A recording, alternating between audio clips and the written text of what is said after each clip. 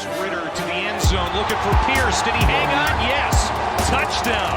Here on the back as I've been around. Here he goes again. Busts free. Jerome Ford down the sideline. Foot race. House call. Touchdown. 79 yards. Big one in the Peach Bowl. This is a big one too. And it's going to go all the way to the house on the first play from scrimmage.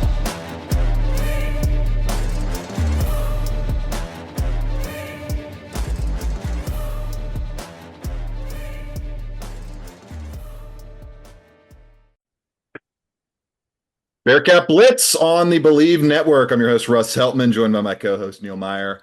Very shortly, as he typically does, twice a week on the Believe Network, we are presented by FanDuel Sportsbook, where the big game is almost here. We're not going to bum everybody out with any Bearcats odds. Probably for the most part, large part, especially in the future sense, moving forward the rest of the basketball season, but there is plenty of action to be had on FanDuel Sportsbook this weekend. Seattle Seahawks, 4.5-point favorites on the FanDuel Sportsbook in the Super Bowl against the New England Patriots. Patriots plus 194 on the money line, Seattle minus 235 on the money line, and currently on Friday afternoon, if you're listening to this right now, there's probably a different one on Saturday or Sunday, depending on what point of the weekend you are tuning into Bearcat Blitz. There's a last call for football boost. Currently a 30% profit boost on select first quarter markets. And throughout the weekend leading up to the big game, there's a $6 million touchdown jackpot where you will score bonus bets if the player you choose to put the jackpot token on scores the first or last touchdown. You'll get a split of the $6 million touchdown jackpot in bonus bets. And the FanDuel Sportsbook, great presenting sponsor of Bearcat Blitz. UC lost to West Virginia. What do you know? Same old from the Bearcats, who are now 11-12 and under 500 in February for the first time in nearly 20 years. 2008, the second season of the Mick Cronin era, is the last time the program has fallen this far, this deep into a season. We'll get to all that on this episode of Bearcat Blitz, plus preview the final rivalry home and home matchup of the conference slate for Cincinnati. They have lost every single rivalry game so far this season, 0-5 against UCF, West Virginia, and Houston, trying to not fall to 0-6 on Sunday when the upstart surprise Knights come to town for a 2 p.m. tip. All that and more coming up on Bearcat Blitz. Stick with us.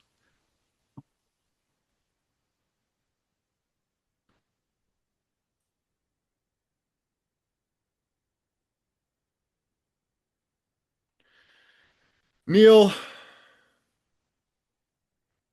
just a moment of silence here for any hope, any chance ever that this season was going to turn around. It's gone from minuscule hope, Neil, to full-on apathy throughout the entire Bearcats fan base as UC puts up another, as I get inches from my computer camera, 55-point below outing. Less than 55 points again at home. I mean, the offense is an abject disaster. They blew a 14-point lead at home to one of your top rivals in West Virginia, a team that's basically the same quality as you. And they just bled out in the second half, Neil, led by 10 points, held West Virginia to just 20 points in the first half, and gave up a 39-point blitz in the second half. Honor Huff had all of his points in that frame, 16 points, 3 of 6 from downtown. They hit all 6 of their three-pointers in this game in the second half, shooting 50% in that frame. And Neil, it's been just a slog all season for this team. And normally I would be more critical, but at this point, I mean, it is what it is. The season is cooked. The roster is just shredded by injury right now. It's the most injured roster Wes Miller's had in his time here. And that showed up in full force on Thursday night as you had, 8 combined fouls or 9 combined fouls between Halveen Gisellett and Tyler McKinley, the two fill-ins for Mustafa Cham in this game, who is dealing with what appears to be an ankle sprain that he's trying to fight through and is hoping to play against his old team on Sunday against UCF, but could not even go through warm-ups on Thursday night. And Neil, like UC doesn't have, they have 2 competent bigs that you can play and rely on for 12 to 15 minutes a game right now. Two, Baba Miller and Halvin DeJelit. Tyler McKinley, you can't rely on him right now. At no fault of his own, he is defining being a Bearcat in this season. He is gutting it out on a bad knee right now. He is doing everything he possibly can, giving this program every ounce of just competence that he can muster. But he's playing on basically one leg right now, Neil. And Wes Miller basically said that in his press conference without trying to make it turn into an excuse. I thought it was a good presser from Wes, and just the amount of emotion he showed, channeled it the right way, and it's just the way this season has gone. It's an 11-12 record for the Bearcats, and yeah, just a slog of a game. Never, not once did I think, man, this one feels in the bag. And down 14, West Virginia responded. Yeah, absolutely. And Cincinnati now falls to under 500 for the first time under Wes Miller in his 5-year tenure. So, I mean, last night, Russ, I mean, you saw it, the 14-point lead. I mean, despite Cincinnati controlling early momentum, I mean, Russ, I think in the first half, West Virginia went without a field goal for 5.5 minutes, 4.5 minutes, and then there was a couple spurts where they went 3 and 2 minutes as well without field goals. But overall, Cincinnati just desperately missed the front court play of Mustafa Cham. You can even throw Jalen and Abayev. I mean, his size, they are lacking size so heavily right now, man. They barely kept pace on the glass, and they cannot get easy buckets around the rim right now. And Baba Mill, I mean, Jalen Celestine had to give it all he could on the glass for them to even keep pace in the rebounding front. Like, just they're run down right now. It's a rundown group. Yeah, and this even goes to the depth of Cincinnati. I mean, without Jalen Haynes, without Mustafa Cham, Tyler McKinley banged up. I mean, Cincinnati has no front court essentially outside of Baba Miller right now. And Tyler McKinley, you mentioned it, playing on basically one knee right now, one leg, but that's Tyler. First of all, that is Tyler. He is playing his absolute ass off for Cincinnati right now, despite being injured. He is giving 110% for Cincinnati, and that's Tyler McKinley. I mean, Tyler is a dedicated Bearcat. I mean, the dude loves this team. It just sucks that this is how it's played out for him in his first 2 seasons here. Yeah, and I mean, when you look down at how that game transpired, I mean, Halvin DeZelit fouls out with what, 15:45 left, if I remember the exact timestamp correct. He fouls out with 15 minutes left in this game. Tyler McKinley, who has been on a minute restriction for majority of the season, and basically has to go out there and say, hey, we are so shorthanded, you're going to have to play the final 12 minutes of this game. It's not an easy task for a guy who's been on a minute restriction. So no credit or no fault to Tyler. Give him all the credit in the freaking world, man, for trying to gut this out and do whatever he can to help get Cincinnati back to the win column. But like you mentioned, I mean, Russ, you have a 15-point lead, 14-point lead, and there was moments last night where Cincinnati could have stepped on the gas, but they let off because the lineups were a little bit different or whatnot. They got sloppy with the ball. It was everything that went wrong. They just don't have it, man. They just don't have the dogs to do it right now. They don't. I mean, you didn't have Jizzle James for a good chunk of the season. You haven't had Jalen Haynes all year. You now are missing Sean Abayev for multiple games. Obviously, he wasn't all that in a bag of chips as a freshman, but he was giving you solid minutes at least. And then there's just a crater. And when there's a crater, Neil, and you don't have anywhere else to go, then the guys that you've been relying on and have been giving you really good minutes and been playing really well end up just falling flat down the stretch, because you can't expect guys to play 10, 15 more minutes than they're used to playing in the middle of a conference slate, even getting some days off here over the past week and a half. It just is what it is. It's just one of those seasons. Not even and it's just been tough. Too. Not even just the conference slate, playing more minutes and whatnot for the conference slate, but the fact they're doing so in arguably the best conference in America in the Big 12, when you know every single night it is a dogfight. And that's what Cincinnati's in. Unfortunately, they haven't been able to win some of these dogfights in this conference since joining in 2023. But when you look down last night, Russ, I mean, there's a lot to unpack. I mean, we can dive into it too. Talk about Wes Miller's post-game press conference. I mean, he wants it so bad, and he's getting a lot of hate on social media for the results not being there. There's a lot of frustrations. He knows that. But Russ, I mean, he was emotional as we've ever seen him last night. Like he wants it so bad. Like he's pushing this team. Yeah, I And mean, for he this is when he's really realized that he's probably Mhm. realizing that it's over. Like it's legitimately setting in that it's over. 11 and 12 at this point in the season.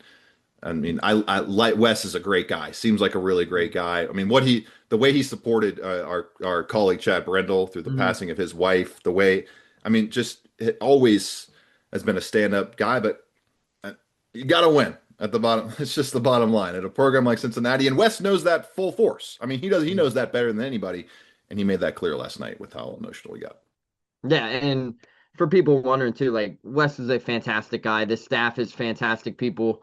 They've been very great with us, but when emotions set in at this point, like they are fighting each and every day. Like Wes is pushing these guys, but in the end, things aren't falling in their favor, and that's just how this season's played out. I mean, from injuries to execution to situational X and O's. I mean, whatever's going on, it's just everything that went wrong this season went wrong.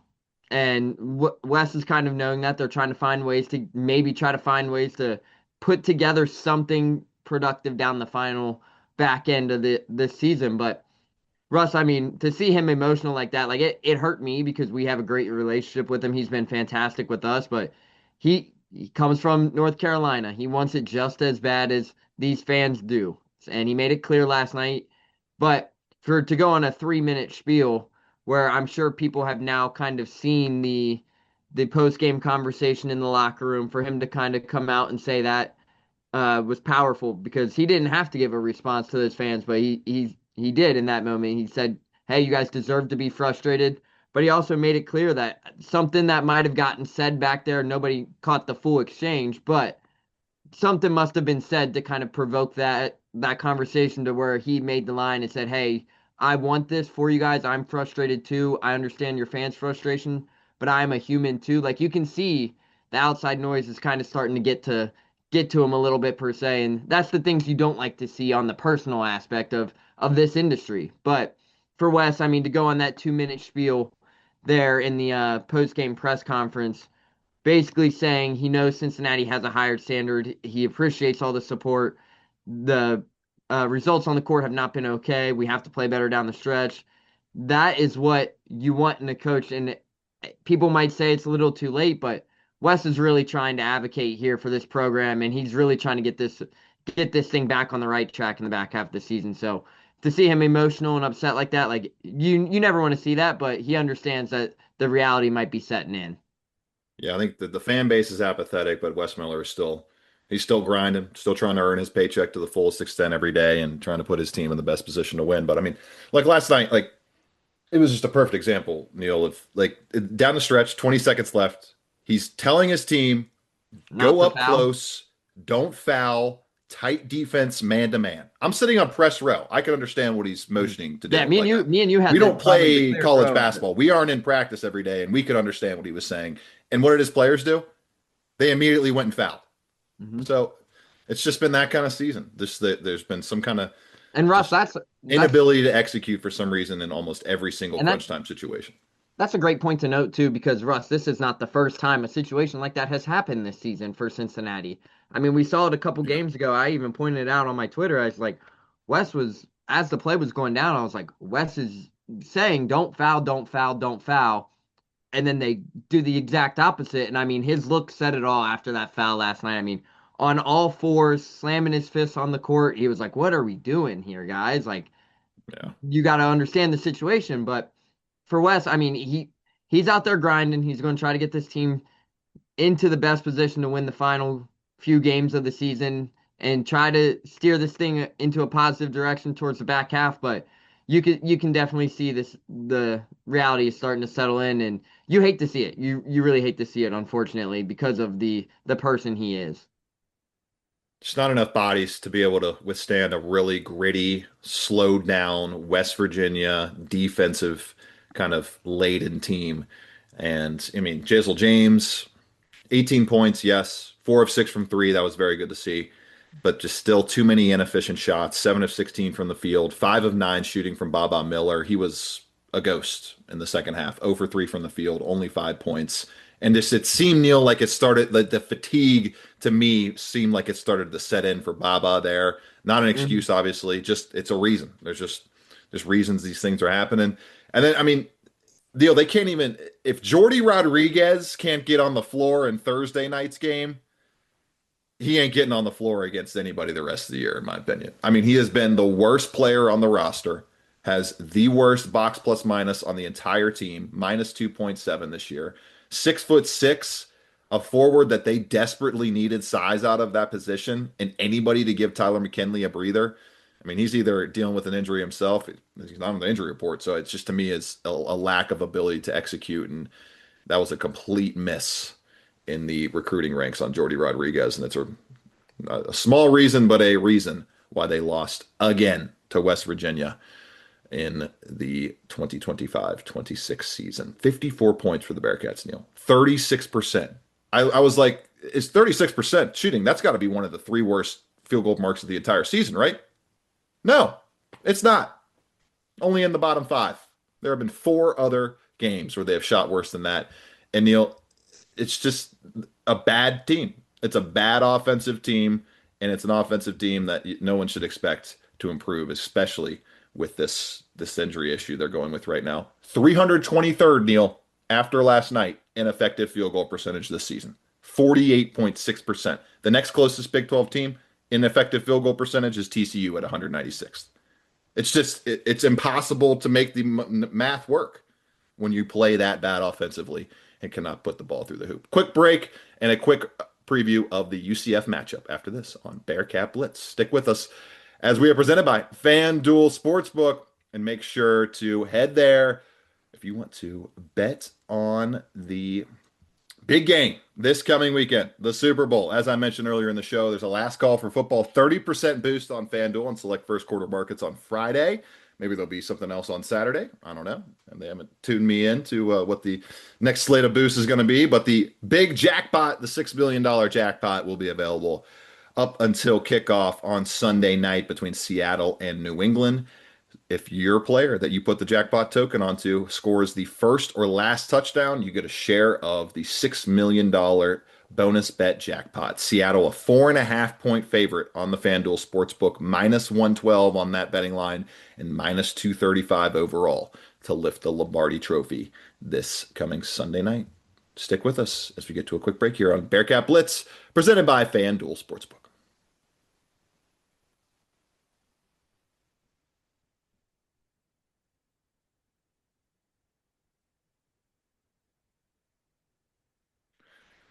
Tying a bow on this show. What a weird season. Just a weird one to cover as the Bearcats try to avoid, Neil, an 0-6 finish in rivalry games during this conference run. They lost 73-72 last month to UCF.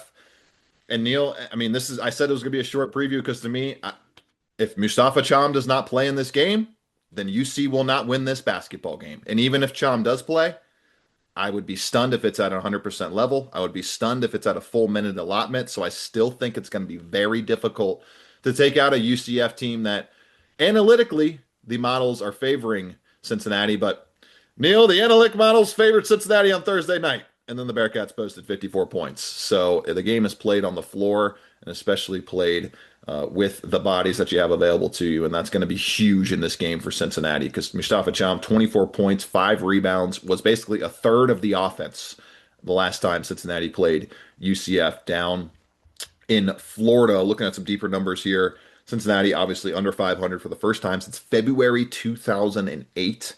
And UCF, surprise of the Big 12 so far, 6-4 in the conference, 17-5 overall. They are 45th, yeah, on Ken Palm. Cincinnati is 64th, but the ESPN matchup predictor gives the Bearcats a 62.2% chance to win this contest at home. Neil, they don't have the depth to win this game without Mustafa Cham. What do you think? And I don't think Mustafa Cham will play, so I'll just go ahead and give my answer on a prediction right now. Give me the UCF Knights 71 Bearcats 68 in this game. Actually, I mean, I'm going to change that. Bearcats 62. You got to prove it to me that without Mustafa Cham, you can go over 65 points. Yeah, I'm right there with you. And it's gonna be interesting on his status and availability for this matchup. And the reason I say that was because you heard Wes Miller say he kind of practiced a little bit light capacity the last 2 days. He didn't feel like he was able to go last night versus West Virginia, but he kind of stated he didn't feel like it was a long-term injury. But for Cincinnati, I mean, without Mustafa Cham, if he is unable to go, I do not like Cincinnati's chances in this matchup. It's just going to be the same thing we saw. It's going to be the same thing Thursday, right, Neil? Except the opposite, because UCF's going to run, and that's probably even worse for Cincinnati because you're getting more fatigue on guys. And at that point, I mean, they're going to have Jordy Rodriguez is probably going to have to play in this game just to not kill the legs of all the other players in the rotation. Yeah, and when you look down at Cincinnati right now, I mean, it's safe to say probably won't see Sean Abayev. Mustafa probably still going to be listed as questionable into this one. I would be stunned, Neil. I mean, it's a 2-day turnaround. He didn't even go through warmups. I mean, it wasn't. I asked Wes Miller how close he was to playing on Thursday. I don't know about you, Neil, but it didn't seem like he didn't say exactly how close he was. It didn't seem like he was close at all to being able to suit up. Yeah, I know from some of the stuff we heard from our sources that he did do some light capacity stuff heading into the game yesterday, but maybe it just didn't respond well. Who knows how the ankles are and sprained ankles and whatnot. So I mean, it's going to be interesting. But right now, if he didn't go through shoot around, I'm leaning with you. We're probably trending as out on Sunday versus UCF. And without that, Russ, I mean, let's be honest. We're coming off a game where Tyler McKinley hasn't played more than, looking down at the stats, he played 21 minutes, including the back final 12 in the game last night. I mean, I don't think he's played more than 16.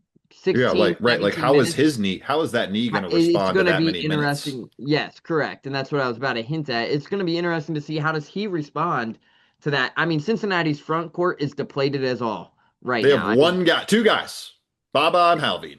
And I mean, it's good for Cincinnati to get Halveen to get these reps, but he is nowhere near a rotational player for Cincinnati right now. Like, they are playing him strictly because they have no bodies in the front court, but they are going to, in a UCF team that is huge in the front court. They caused problems in that matchup the first time. A team that likes to get out and run. If Cincinnati's not fully ready to go on Sunday, I do expect, with no Mustafa Cham, I do expect Cincinnati to lose this game by 8 or more points. And I hate to say that, but that UCF has been the surprise of the Big 12, Russ. You mentioned it earlier. I'm looking down at the Big 12 standings right now. Arizona, Houston, Iowa State, Kansas, Texas Tech, entering the season, were all locks from the Big 12 conference to be into the big dance, essentially NCAA tournament teams. We all knew that heading into the season. UCF and Johnny Dawkins right now are 6-4 in the Big 12 with wins over Kansas and Iowa State. So, I mean, or not Iowa State, Texas Tech. So overall, they got the momentum going right now. And I mean, this UCF team, they're capable of going out there and battling with some of these blue bloods in this conference. They are shown that they are a legit threat in this conference this season with their ability to win games versus Kansas and Texas Tech. So it's going to be interesting, but I do not think Cincinnati wins this game, unfortunately. I can't lean that way. But give me this game going to be 82. I'm going to go 80 to 68. I do think it's going to be a double-digit game, and that's just simply if they don't have Mustafa Cham in the front court, UCF's going to take advantage in that category. They like to get out and run. They're going to push the tempo. I mean, there's animosity between the fans towards Papa Ndai, UC's assistant coach, Mustafa Cham. They know there's a little heated moment there, so they're going to come in and they're going to look to score the ball. So that's where I'm going with on Sunday. UCF fourth in Ken Palm's luck metric this year, so maybe that 17-5 record a little inflated. And Cincinnati 345th. Obviously, probably deserved to have 13, 14, maybe even 15 wins this year, but it's not about what you deserve. It's about how you execute. And UC has not executed to the level the Knights have this season. And as Neil and I have mentioned, we don't even think luck's going to play a factor in this one.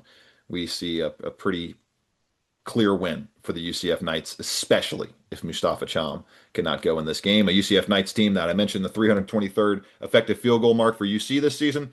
UCF flipping that around. 80th nationally in effective field goal rate, 54.3% this season. I mean, Neil, like they won the turnover rate in the last game. They won the offensive rebound rate in the last game. Guess what their effective field goal rate was against UCF? Not very high. 50%. A cool 1.4% higher than their season average this year. It just is what it is with this team. That's what they are. For Neil Meyer, I'm Russ Heltman. This has been Bearcat Blitz. We'll talk to you early next week right here on the Believe Network, presented by FanDuel Sportsbook. Enjoy the weekend, everybody, and enjoy the Super Bowl. 6, Ritter to the end zone, looking for Pierce. Did he hang on? Yes. Touchdown.